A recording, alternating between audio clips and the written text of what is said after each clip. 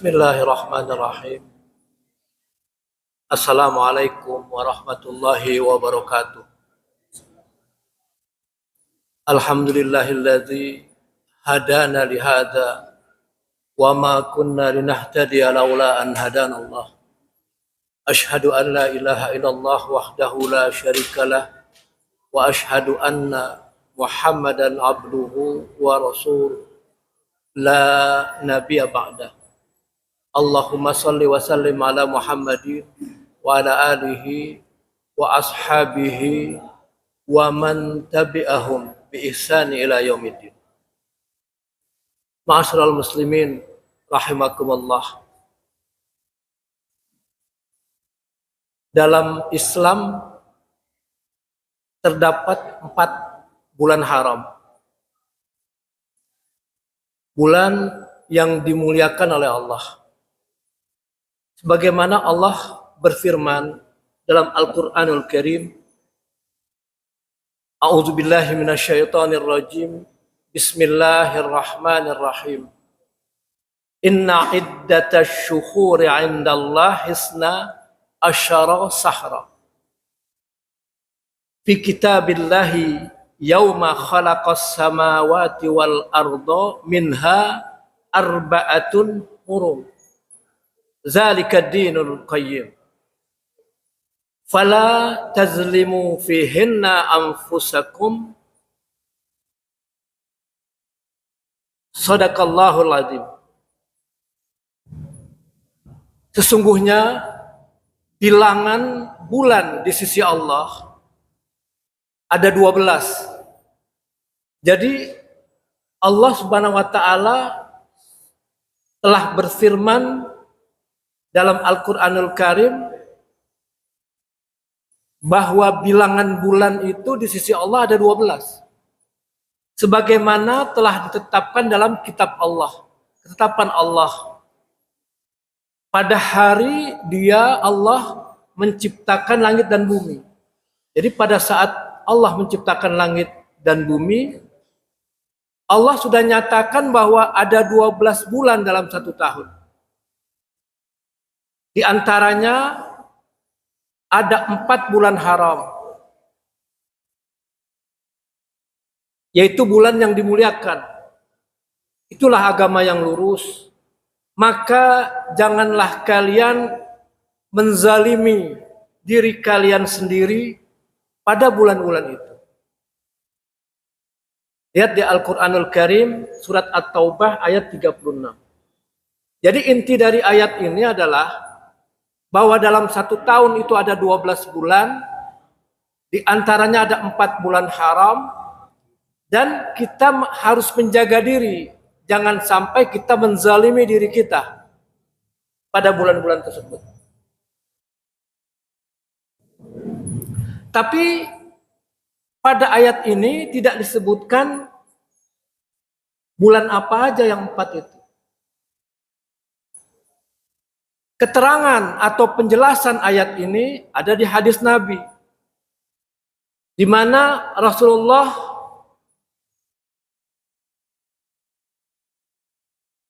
bersabda, "Inna zamana qad istadara ka hayatihi yauma khalaqallahu samawati wal ard. As-sanatusna asyara syahra." Sama ya, di sini disebut ada 12 bulan. Jadi kalau dikatakan isna asyar artinya 12. Syahran, bulan. Minha arba'atun hurum. Di dalamnya padanya ada 4 bulan haram. Salah satu mutawaliyat, ya, yang 3 itu berurutan. Mutawaliyat artinya berurutan, yaitu apa? Zulqa'dah wa Zulhijjah wal Muharram. Sekarang kita berada di bulan Muharram.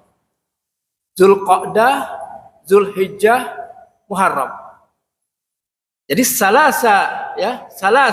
salasun mutawaliyat, yang 3 berurutan. Wa Rajab disebut dengan Rajab Mudhar allazi baina Jumada wa Sya'ban. Lalu ada bulan Rajab Mudhar. Dulu Nabi menyebutnya bulan Rajab Mudhar. Mudhar itu nama kabilah besar pada saat itu, yang selalu memperhatikan menjaga perubahan di bulan Rajab. Maka itu terkenal kalau bicara Rajab pada saat itu Nabi menyebut dengan Rajabnya kabilah Mudhar. Maka itu disebut dengan Rajab Mudhar. Allazi, dia itu, ya, Rajab Mudhar itu baina, di antara Jumada. Jumada itu Jumadil Awal dan Jumadil Akhir. Sebut Jumada ada dua, ya, ada yang awal, ada yang tsani, yang pertama dan yang kedua. Jadi di antara Jumada wa Sya'ban dan bulan Sya'ban. Artinya Rajab, Jumadil Awal, Jumadil Akhir, Sya'ban, Rajab dan Sya'ban. Jadi ada di tengah, ya. Rajabnya itu ada di tengah. Jadi yang tiga berurutan, yang satu terpisah. Jadi sesungguhnya zaman telah berputar kembali seperti keadaannya pada hari Allah menciptakan langit dan bumi.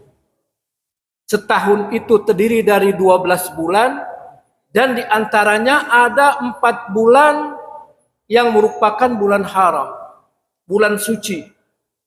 3 bulan berturut-turut, yaitu Zulqa'dah, Zulhijjah, dan Rajab Mudhar, yang terletak antara Jumadil Awal, Jumadil Akhir, dan Sya'ban. Ini hadis riwayat Bukhari dan Muslim. Jadi kita tahu, ya, ada 12 bulan itu nggak usah disanggah lagi. Al-Quran dan hadis menyatakan 1 tahun ada 12 bulan.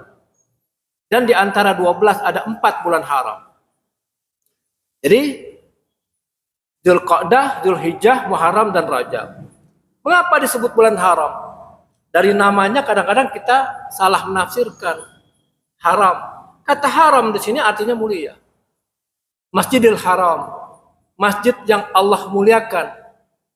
Bulan ini bulan haram, bulan yang dimuliakan oleh Allah, bulan yang dihormati, bulan yang memiliki kehormatan khusus di sisi Allah. Jadi artinya kalau kita berbuat buruk pada 4 bulan haram itu, maka dosa kita juga digandakan. Kalau kita berbuat baik, amal baik, maka pahala kita juga digandakan. Seimbang. Jamaah yang dimuliakan Allah, pada saat kita memasuki tahun baru Hijriah, Allah dan Rasul-Nya tidak menyuruh kita untuk merayakan pergantian angka tersebut. Dari 1447 Hijriah ke 1448 Hijriah. Allah dan Rasulnya tidak mengajarkan kepada kita untuk merayakan seperti kaum lainnya yang merayakan pergantian tahun mereka. Masehi ramai sekali antara 31 Desember ke 1 Januari dirayakan. Islam tidak mengajarkan, Nabi tidak mengajarkan bahwa kita harus merayakan tahun baru Hijriah, enggak ada. Tahun baru Hijriah hanya mengingatkan kita pada saat Nabi dan para sahabat melakukan hijrah. Jadi yang diambil hikmahnya, titik hijrahnya. Dari kota Mekah menuju kota Madinah. Hijrah bukan hanya sekedar perpindahan tempat. Jadi Nabi dan para sahabat bukan sekedar pindah dari Mekah ke Madinah, tapi juga perpindahan iman. Dari sebelumnya, sebelum ada Nabi, sebelum Nabi mendakwahkan Islam, mereka itu adalah bangsa jahiliyah. Hatinya berpindah dari hati yang tidak beriman menjadi hati yang beriman. Karena disiksa, dikejar-kejar, mau dibunuh, orang yang berpindah agama pada saat itu dikejar, maka disyariatkanlah hijrah dalam kaitan fisik dari Mekah ke Madinah. Tapi untuk apa? Untuk menyelamatkan hati, menyelamatkan keimanan. Jadi hijrah itu perpindahan hati dari yang tadinya buruk menjadi baik, dari yang tadinya lalai menjadi taat. Oleh karena itu, sekarang masih berada di bulan Muharram, saya akan ambil tema kajian kali ini adalah semangat baru, ya, menjadi hamba yang lebih baik. Kaitannya dengan apa? Dengan hijrah. Secara bahasa, hijrah berarti meninggalkan. Hijrah, meninggalkan.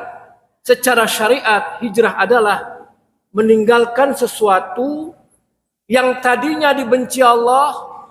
Ya, Allah benci pekerjaan itu, kita tinggalkan. Menjadi sesuatu yang diridhoi.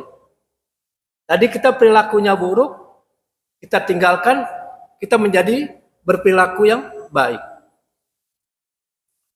Rasulullah Shallallahu Alaihi Wasallam bersabda, "Al-muhajiru man hajara ma nahallahu anhu." Orang yang berhijrah adalah orang yang meninggalkan apa yang dilarang oleh Allah. Manaha, apa-apa yang dilarang oleh siapa? Oleh Allah. Hadis riwayat Bukhari. Hadis ini menunjukkan bahwa hijrah tidak hanya dilakukan oleh para sahabat yang berpindah dari Mekah ke Madinah saja. Tapi hijrah bisa dilakukan oleh siapapun. Pada setiap musim, pada setiap zaman, termasuk kita. Kalau kita merasa ada hal-hal yang buruk dari apa yang kita lakukan, maka momentum Muharram ini sangat tepat bagi kita untuk melakukan introspeksi. Yang buruk kita tinggalkan, ya, yang baik kita pertahankan. Jadi kita hijrah dari dusta yang tadinya mulut kita gemar berdusta menuju kejujuran. Yang profesinya pedagang, jujurlah dalam menimbang. Yang pegawai, jujurlah dalam masuk ke kantor. Perjanjiannya 8 jam, maka penuhi 8 jam. Istirahat 1 jam, lakukan istirahat 1 jam. Jujur. Juga kata-kata ini tidak mengandung dusta. Lalu dari sebuah kebiasaan maksiat menuju taat. Dulunya kita maksiat banyak sekali. Kadang-kadang saking enaknya kita bermaksiat, kita lupa bahwa itu dilarang oleh Allah.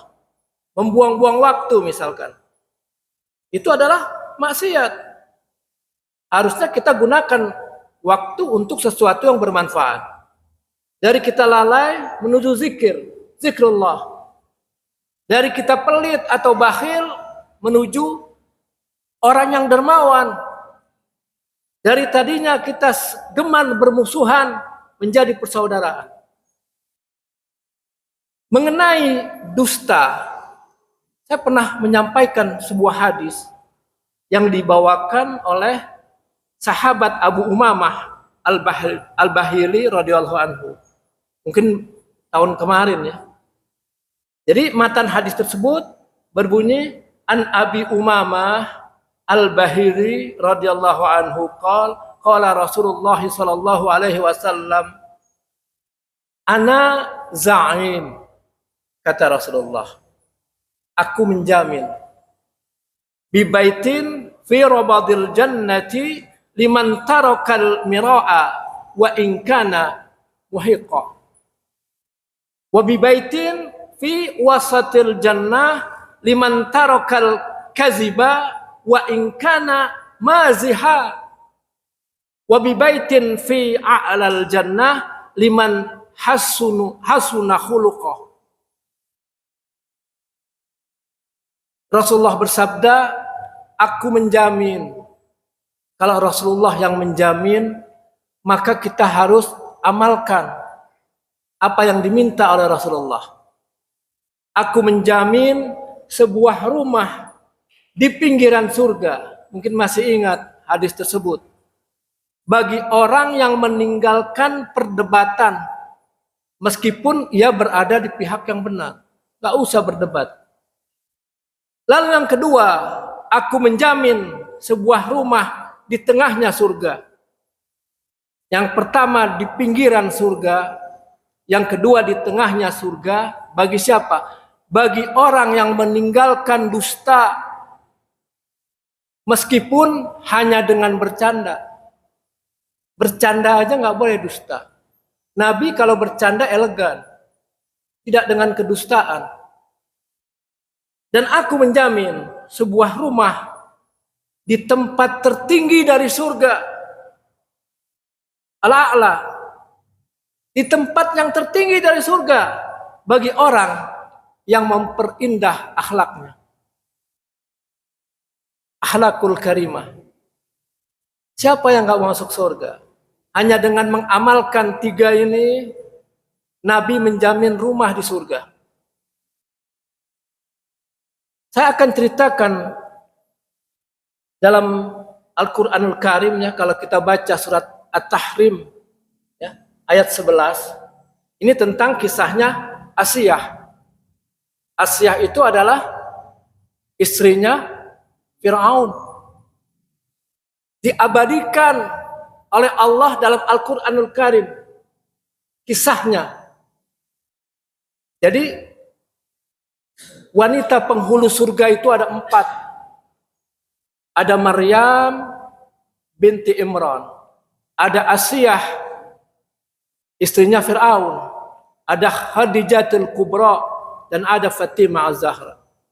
Ini salah satunya Asiyah. Ini disebutkan dalam Al-Quranul Karim surat At-Tahrim ayat 11. Kalau Maryam sudah kita tahu semuanya.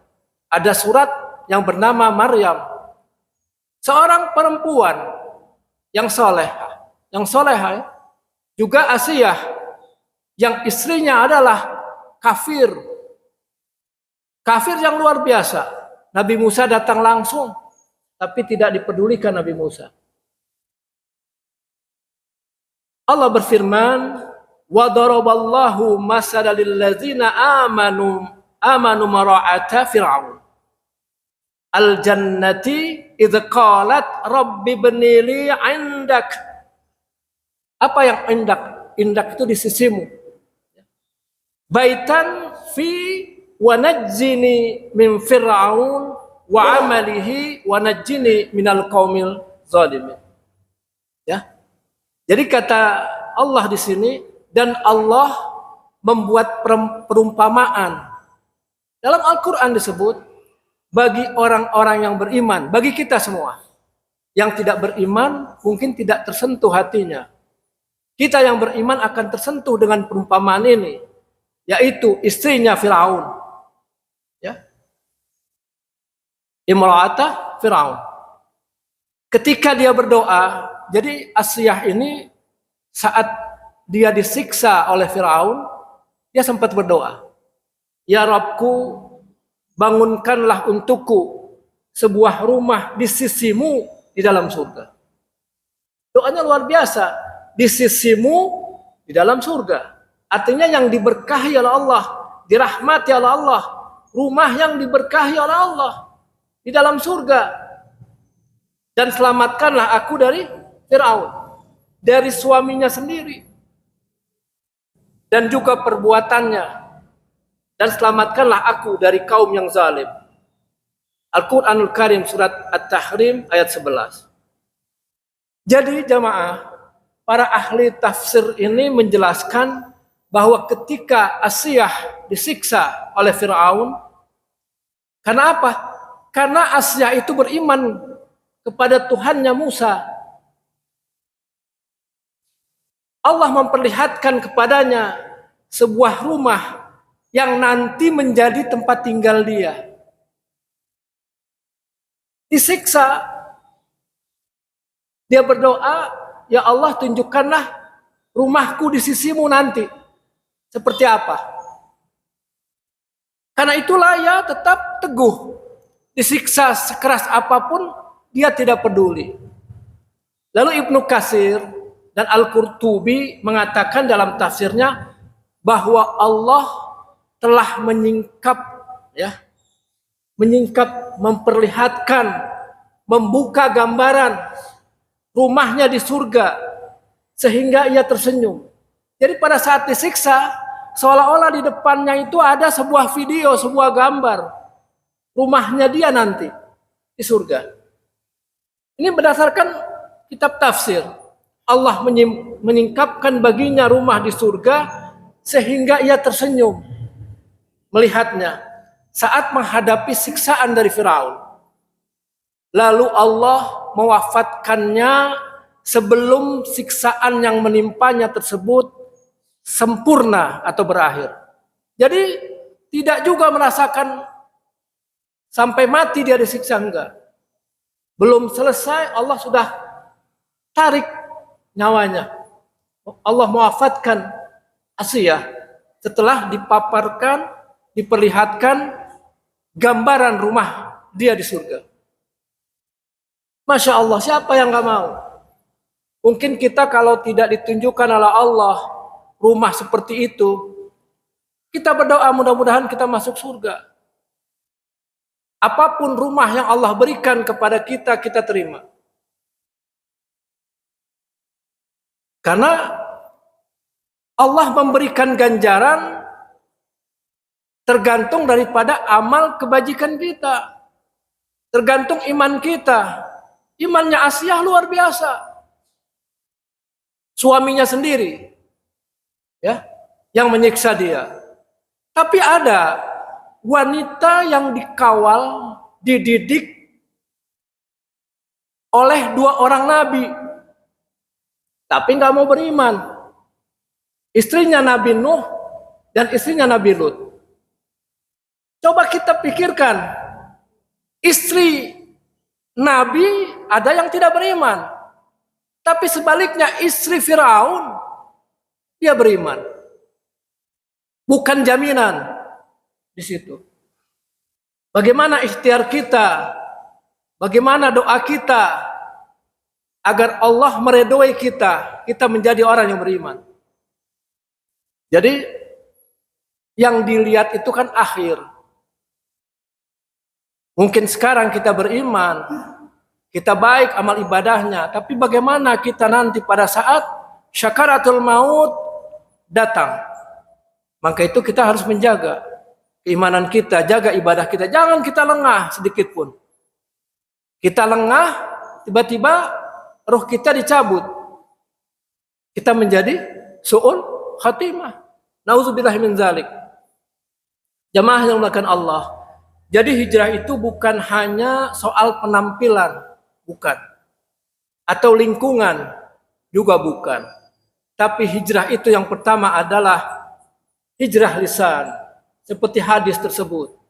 Kita jaga mulut kita dari dusta, dari ghibah. Kita tinggalkan perdebatan yang tidak perlu. Juga hijrah akhlak. Karena orang yang berakhlak mulia akan dijamin oleh Rasulullah sebuah rumah di surga yang paling tinggi.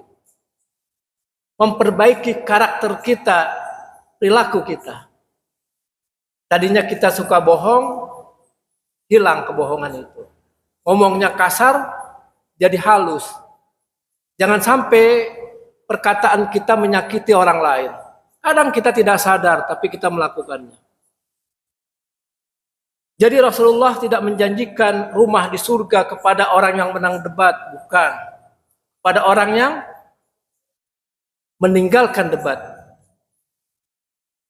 Juga Rasulullah tidak memberikan atau menjamin sebuah rumah untuk orang-orang yang pandai berkata-kata, bukan. Jadi yang penting adalah bagaimana kita menjaga akhlakul karimah. Maka pertanyaan penting di awal ya tahun ini adalah apa yang sudah saya tinggalkan karena Allah. Jadi kita meninggalkan sesuatu karena Allah. Tentunya yang kita tinggalkan adalah hal-hal yang buruk. Yang kita mulai adalah hal-hal yang baik. Semua karena Allah. Jamaah yang dimuliakan Allah, kita mundur sedikit kepada nabi-nabi sebelumnya. Apakah nabi-nabi sebelum Nabi Muhammad juga melakukan hijrah? Iya. Yang pertama, paling penting adalah kita ingat Nabi Ibrahim alaihissalam. Ketika menghadapi tekanan dari kaumnya, Ibrahim berkata, "Inni muhajirun ila Rabbi." Ini ada di Al-Quran, Al-Ankabut ayat 26. Sesungguhnya aku itu, kata Ibrahim, berhijrah karena Rabbku, bukan karena manusia. Enggak penting manusia. Aku itu berhijrah karena Rabbku. Ini Al-Quran yang menyatakan. Jadi bukan sekedar berhijrah menuju negeri tertentu. Oke, Nabi Muhammad hijrah dari Mekah ke Banidah, tapi keimanan juga hijrah. Nabi Ibrahim juga pindah ke Madian. Tapi juga secara akhlak berhijrah menuju akhlak yang ditetapkan, yang diridhoi oleh Allah, oleh Rabb-Nya. Jadi tujuan utama hijrah adalah Allah. Kemudian yang kedua, Nabi Musa alaihissalam ketika keluar dari kota Mesir, diabadikan dalam Al-Quran surat Al-Qasas ayat 21, A'udzubillahi minasyaitonirrajim, fakharaja minha khaifan yataraqqab qala rabbi najjini minal qaumiz zalimin. Sama ya belakangnya. Ketika Musa keluar dari negeri itu dengan perasaan takut, khaifan, khauf ya, rasa takut, dan juga waspada, seraya berdoa, wahai Rabbku, selamatkanlah aku dari kaum yang zalim. Keluar dari kota Mesir agar diselamatkan dari kaum yang zalim, kaumnya Firaun. Jamaah dimuliakan Allah, kalau kita berada di zaman sekarang, kita tidak merasakan bagaimana susahnya Nabi dan para sahabat berhijrah. Kita rasakan sepertinya enak-enak aja. Karena kita tidak merasakan. Bahkan kita sering ingin seandainya aku berada bersama Nabi, maka aku akan menjadi orang yang ikut berhijrah. Belum tentu. Syukuri apa yang Allah berikan kepada kita. Kita berada di zaman ini. Dan kita ketahui dalam riwayat bahwa hijrahnya Nabi dan para sahabat itu sangat sulit. Ada tekanan dari kafir Quraisy. Ditekan. Hartanya ditinggalkan. Dalam keluarga berpecah. Suaminya beriman, istrinya tidak. Istrinya beriman, kadangkala suaminya tidak. Anaknya. Kan begitu. Sama seperti sulitnya Nabi Nuh pada saat berdakwah. 950 tahun berdakwah, pengikutnya sedikit sekali. 950 tahun. Cukup lama. Kota Jakarta hari ini berulang tahun ke-499. Tahun depan 5 abad. Nabi Nuh 950 tahun berdakwah. 9,5 abad.